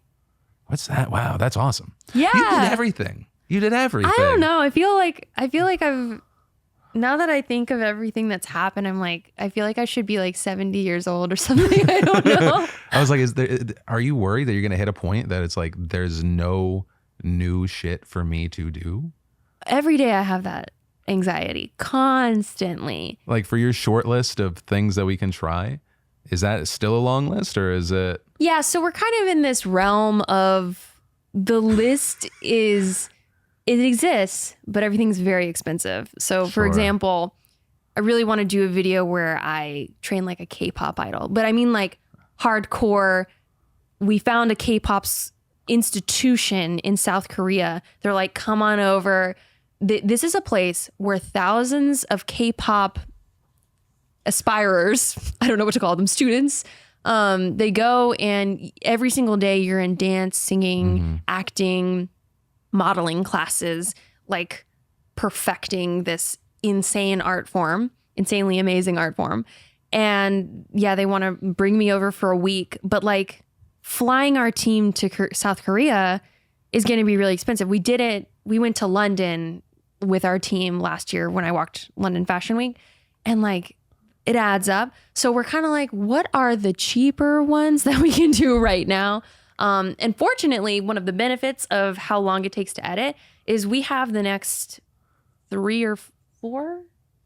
I'm looking at Garrett for back me up for like 3 or 4 months fully shot. For K-pop, are you kind of, when you said, if I can't show this aspect of it, I don't want to do it. Are you worried that would be a part of an issue? Like that they wouldn't show you all aspects of it? Since it feels like the dark side of K-pop has been more and more a topic of conversation over the past 2 years, especially as certain stories come out. And then it's like, there's a kind of the confusion of like how many people knew this, that sort of thing. And like all the plastic surgery and that side too. Yeah. Yeah.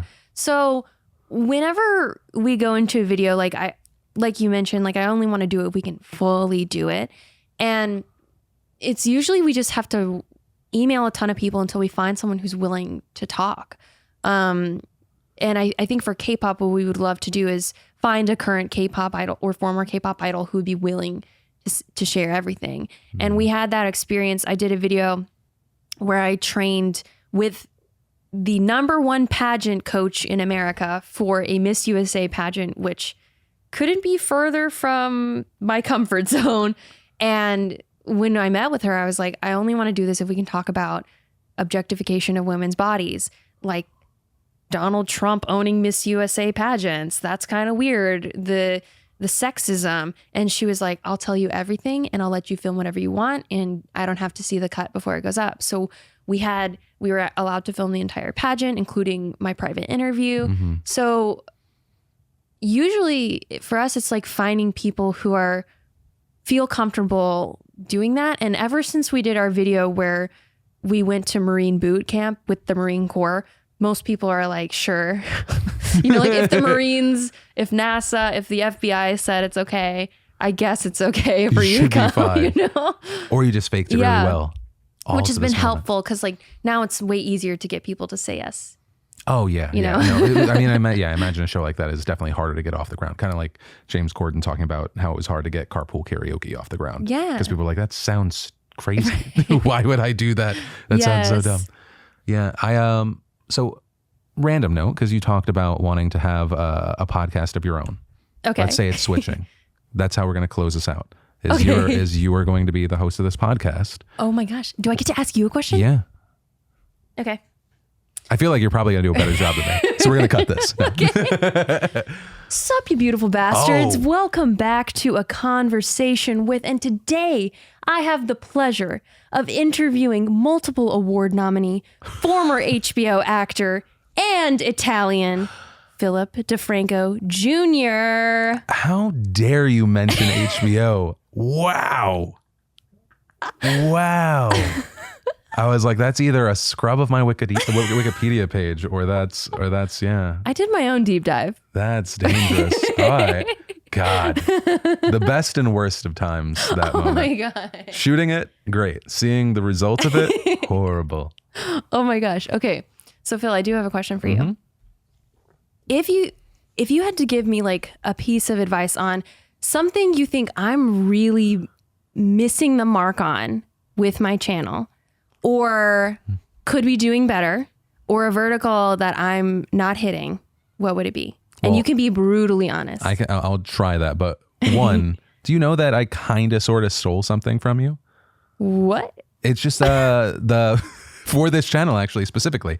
When I was looking through your videos, I liked the lower bar, what you did with the text. So that's what we essentially do. We do like a bastardized version of, because you have like the purple bar at the bottom and there's text. Like the lower third graphic? Yeah. I was like, oh, I fucking love that. We're doing that every video. Okay. I was like, make it our own. We're going to do that. It wasn't as egregious as Logan Paul stealing my fucking background thumbnail and format for his podcast. I was that's weird. That's sort of, I'm like, either he did it on purpose. It has to be like a weird fucking thing, like a flex of some sort, like a troll of some sort, I think. Or he was just like, that's good.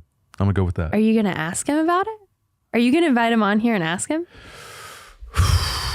Would you confront Logan Paul? That's the thing though, is it wouldn't be confrontation. Also, how does this fucker always end up, why do I talk about him every episode? That's why he has it as a thumbnail. He always ends up coming up.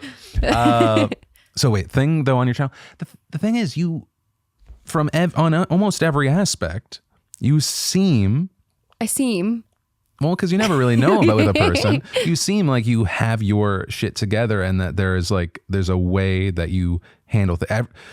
I'm going to use this word and I'm not using it in a negative sense. A lot of your stuff and the way that you handle it seems very calculated. And I mean that in a positive way. Kind of like when you did the YouTube Rewind thing. Right. And then. Oh, yeah, we didn't get to talk about that. Well, so you did. Yeah. So you did YouTube Rewind as a musical. Right. And like the way that you teased it. Right. Two, the way that you specifically mentioned people once it was released and I respected it because it's how I initially, old days. And, I still benefit to face value and stuff now. Like people love things that include them. Right. So then making sure that they were aware of it and then getting that rebound effect. The video itself, like what things were included, right? That because you have more leeway than YouTube did last year, and then they did that list thing this year, so everyone benefited from like getting to cover it. So like you seem very calculated in that way, and I'm once again in a positive way. Thumbnails, I liked them so much. I did a bastardized version of it. You have like your timing down, the fact that you have the multiple things going at the same time. I think you talking about having a podcast makes sense, one, from a standpoint of you'd probably be really great at it. I guess. But then two, think of it from a marketing standpoint, if it gets you connected to your audience on a more regular basis, so they have this other thing to attach to.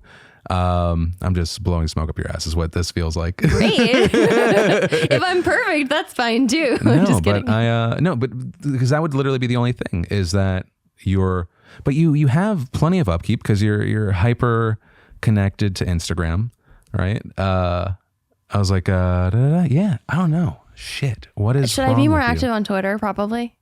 No, we were talking about it the other day. It's like, it feels like the growth there means less. Like I like it because I can just fire something off and it's kind of stupid. But but it's the most toxic of like platforms other than like a YouTube comment section on a political video.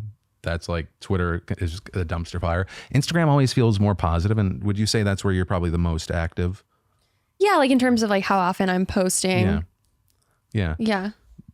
But and like even that has I feel like changed because with Instagram, if someone used to post like more than 6 stories in a day, I'd be like, stop it. No, just make a YouTube video. But now it feels like 15 to 25 is way more standard and like what people do as far as it's the video equivalent of a throwaway tweet. Yeah. So no, maybe for you, if you're not doing it, and this is blind advice because I'm not doing it and I need to, probably what? TikTok. Well, TikTok, but also a lot of people forget about it, but Snapchat. Because Snapchat, if you have I don't use Snapchat at all. I don't use it either. I literally just re-downloaded the app because one, turns out that there's like, because it's not the it thing right now, they've been throwing money at people for shows. They've been, and a lot of it's just repurposed YouTube content. Mm-hmm. So yeah, I don't know, maybe just be slightly more places, but what would you do for TikTok? Would it be more of like kind of the stuff that you're doing on Instagram already? I've done like a couple little TikToks where I just show like my workout, but I have like 6,000 followers. So I don't know if it's success. You know what I mean? Like and then I watch what is popular on TikTok and I'm like, okay, I don't know. Well, when you say what's popular on TikTok, what's like, I'm talking like Hype House, like hot white teens, like very attractive white teenagers. I'm like, well, I'm not any of those things. So it feels weird. I don't know. Like, I'm like, I don't fully understand. I appreciate the success and respect that, but I don't fully understand the art form. And when it feels just like a who's hot popularity contest, it feels like a turn off to me. But I also I love like Nick Uhouse. His TikTok, it's like a science TikTok. It's really cool. Wait, is he He's just the elephant toothpaste guy with David Dobrik. Yeah. I was like, I didn't want to call him the Dobrik guy. But Yeah. Yeah, his I like that. Blew up. Also, I always forget that Zach King is like one of the biggest creators on the platform. Yeah, he's still around. Well, not even around, just crushing it. It's amazing. Amazing numbers. I love his content. Okay, reverse the question. What's something that I need to be doing better? Since my God. I was just like, you do everything great. Thank you for being on my podcast. Something you need to be doing better. Okay, now this is also a really hard thing for me to talk about because I look up to you so much as a creator on the platform. Something you could be doing better is, I think you can own your success. You do, but like, you're fucking awesome. You know what I mean? I'm serious. I mean, I'll take it. I don't know. I mean, I feel like you don't need to have the anxiety that you may have that you mentioned earlier. Yeah, I struggle, right? Because it's just crazy to hear that. I'm gonna accept what you said, but I'm not gonna co-sign what you said. Okay. I am constantly disappointed in myself. That's kind of, why are you disappointed though? Well, so I talk about like I still uploaded it but that's going against everything that I feel, right? But knowing like I have to go past my emotion. Yeah. Of something that I'm not like, that I would want to put up on my wall. Like, look, this represents me. I wish that everything could be like that. And so I live in this constant place of, I think the way that I've described it in the past is when I succeed, that's just a day I didn't fail. It's a horrible mindset. I relate to that. Yeah. Though, yeah. In what way?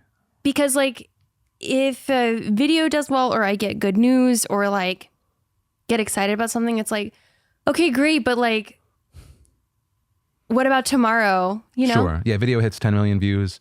Whew, that's dope. I see the growth there. But then, yeah, it's just... That's really cool. I want a video to hit 10 million views. I was like, well, what's your most viewed? Do you know? I was like, I don't know feel what like mine 7 million. I don't know. Okay. Like we were talking about goals earlier. One of my big goals is to have like a Mark Rober level success video where it just like 30 million views in a week or a day or whatever. Yeah. Well, yeah. I mean, he feels like he handles things properly. Like I remember after he did the first glitter video and there was that thing where it came out like some of them weren't real or something like that. He handled it properly. Like he handled it really well. I think he ended up cutting some out of the video. It was something where it was like he had no knowledge of it. But yeah, and he handled it really well. Maybe even the fact that you don't know is a good thing. Never mind, Mark. Are you still coming on? No, but yeah, but that's the thing is you look at his videos, your videos, obviously different, but then it hits that itch of like, oh, that's really unique. That's really unique. Like not only is your personality and your drive a differentiator, but the content itself, you know? Thank you. But let's see, what else is... What else do you want me to critique more? Yeah. Or if you have another question for me, since you are the host of this podcast. I do have another question. As the host, my name is Philip DeFranco. I want to know your genuine, honest, critical review of YouTube Rewind the Musical, my performance as you. It was solid. What are you talking about? I left that comment where I was like, yeah, but like that's a comment. Like it was good. Okay. What are you talking about? I don't know. It was good. It was me. It fed my ego enough because you're so calculating for me to pimp the video out. Great. Who was your favorite person that to be in that video or that like performance of that video? Oh, my favorite performance in YouTube Rewind the Musical is Steve Greist as PewDiePie. He is a phenomenal actor. And what's funny is, for those listening, I actually DM'd Phil asking him to be in the musical. And then I saw it afterwards. Yeah. Did you really see it afterwards? I know you said you saw it after, but did you see it after? Oh, did I lie? I was like, I don't know if I lied with you. I don't think I lied with you. I was like, I sent an email to your business email. Oh, that's not me. That's Amanda. Oh no, Amanda. Is it you or is it? This is hilarious. Oh, Kirsty. She's not here otherwise. Anyways, but I must say that you not responding actually turned out to be a blessing, not because you would have hindered the production. Well, actually, I got to tell you something. So originally, the first idea we had for the musical was, I was like, I want Philip DeFranco to be in a bowler hat and a silhouette and a bunch of like sexy female dancers on either side of him on chairs like Chicago style. Yeah. And we'll have him like walk down the stage and we'll have this whole number that's like jazzy feel called Sup You Beautiful Bastards. And the whole song will be like, Sup You Beautiful Bastards, like that kind of thing. I'm just feeling anxious thinking about that. And you didn't respond. And so what we ended up doing was, well, you know, it wasn't just you. There were other YouTubers. We were like, we tried to get more people involved. And it was just a shit show with everyone's schedules. Yeah. And so I was like, okay, no YouTubers are going to be in this. And we're going to hire professional Broadway actors to play the YouTubers. And I love how it turned out because I think it's even funnier seeing like, maybe not me play you, but like Steve Greist play PewDiePie is like I think it's amazing. He put it in his acting reel, so. Did Felix pimp that out as well? He did. He tweeted the link to the video and he said, so good. And the next day he deleted his Twitter. Wait, I thought you said he deleted the tweet. No, he tweeted it and then all of my friends were texting me like, oh my God, Felix tweeted it, blah, blah, blah. You're like, we're so excited. And I was freaking out. And then the next day he's like, I quit Twitter forever. I watch him every single day, by the way. I love PewDiePie. Are you dying because he's on a break? A little, but like I respect it. I respect your break. I respect everyone's breaks, but I do miss Poppy Gloria. Poppy Gloria. Wait. Oh, Poppy Gloria. Sorry, when you said Poppy, I was like, you mean the music? No, yeah. Phil DeFranco.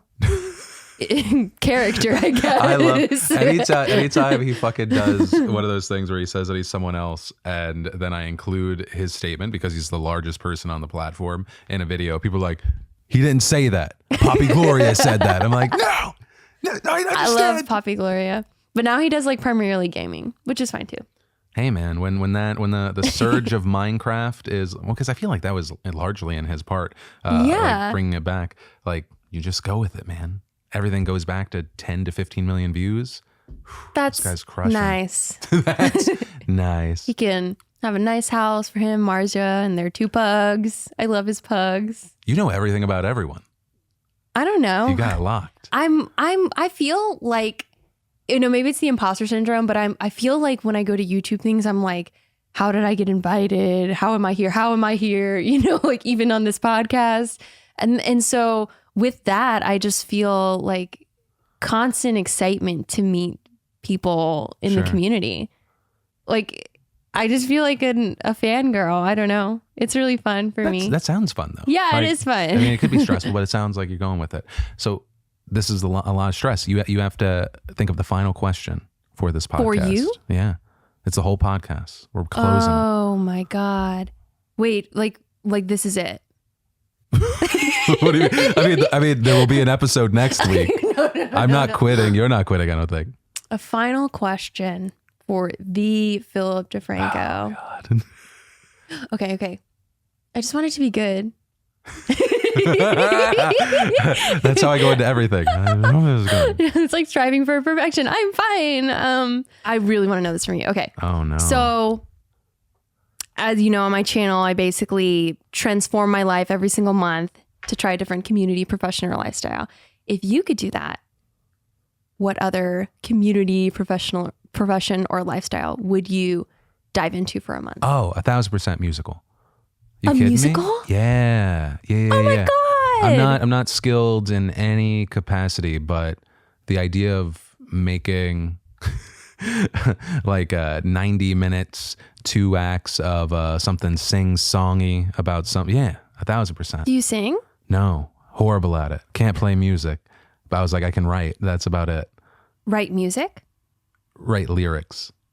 And if I'm like with someone, but it's so not what I do. But it was always like, if it was one of those things where it was like, dive into it now, and it somehow wasn't detrimental to my life, where I could like rewind. That musicals, 1,000%.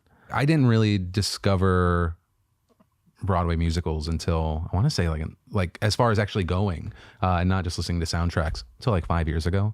And it's always such a beautiful, just like deeper experience that I love. them. Yeah. Like, I want to say, how many years what this had been? I don't know. We canceled like a whole trip because we found out we could get tickets to Hamilton with like the full original cast. We were like, yes, we're canceling the other thing. Fuck that. Oh my And we went out on gosh. the last second thing. And it's one of those things With where Lin-Manuel? yeah, Oh it my was God. awesome. It was fucking amazing. And then, I think so. Also, one, if there was something I can incorporate into my life more, if I had enough foresight to plan my life outside of, 72 hours, it'd be more of that as well. Yeah. I don't know. There's just something, it hits the general music and podcasty element. It's you can just, it's a show you can watch, but then I feel like every week I listen to either like Dear Evan Hansen or Hamilton or, oh my God, I'm blanking now. The Mormon one. Oh my God. Book of Mormon? Yeah, Book of Mormon. I was like, I don't listen to Avenue Q as much anymore, but yeah, what about you? Even though you get to do a new job, like if you had to only do one thing. If I only had to do one thing. You only got to do one more thing for the rest of your life. This is your desert island. You can only have one food thing, but for you, it's a job. For me, it would be doing an action movie or a TV show. That would be like the epitome of it for me. So you know your peak. Like the mountaintop that you're climbing. That's the one that's like, I love that. But that's good. Not a lot of people have that. Like when you ask people, they're like, just stuff. Like, I mean, even to a certain degree, you talked about the different ways, the things you could launch that kind of support that. But it sounds like it's the support to ultimately get to be a part of that, or if all the other stuff's successful, I imagine just create one your damn self. It would be cool. Yeah, and I feel like beyond that, I love producing, actually, which I feel like most people hate. So I would love to like produce and be in something, which is, I guess, what I do on my channel now. But I have a weird infatuation with making things logistically happen.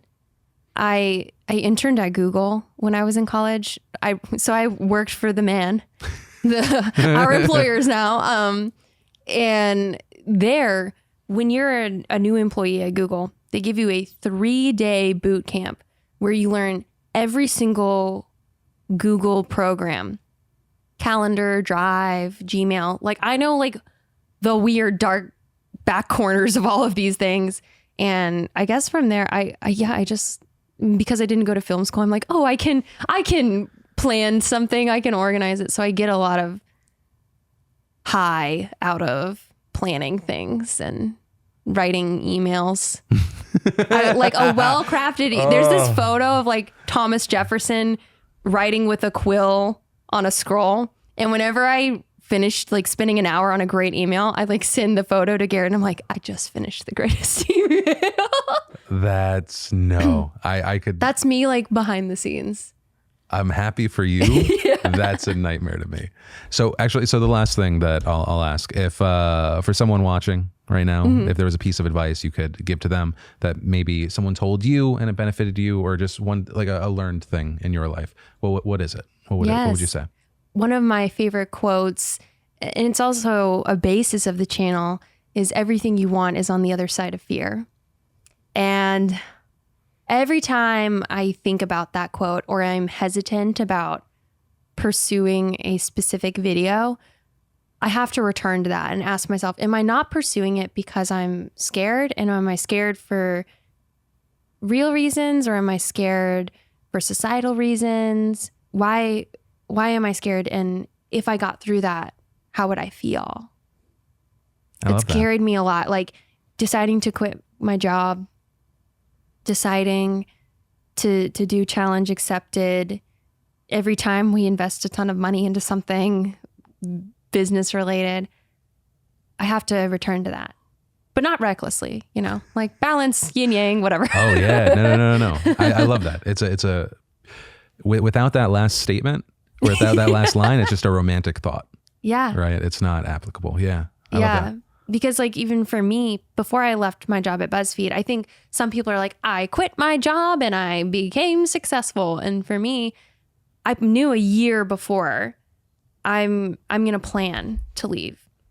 So I moved into a tiny studio apartment and that I lived in with another person for an entire year, didn't go out, didn't do anything. And I just kept trying to save all the money that I was not spending on having fun.